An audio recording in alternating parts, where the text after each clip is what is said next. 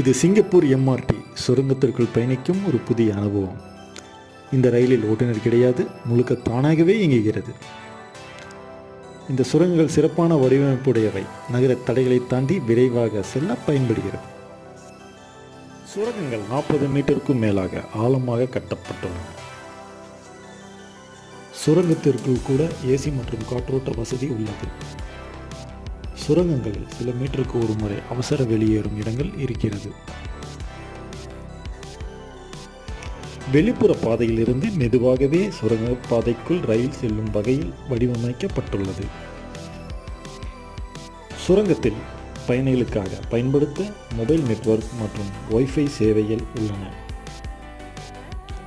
இது உண்மையிலேயே ஒரு உலகத்தரமான மெட்ரோ சேவை. அடுத்த முறை சிங்கப்பூர் வந்தால் இந்த சுரங்க ரயில் பயணத்தை நீங்களும் கண்டிப்பாக அனுபவிக்கணும்.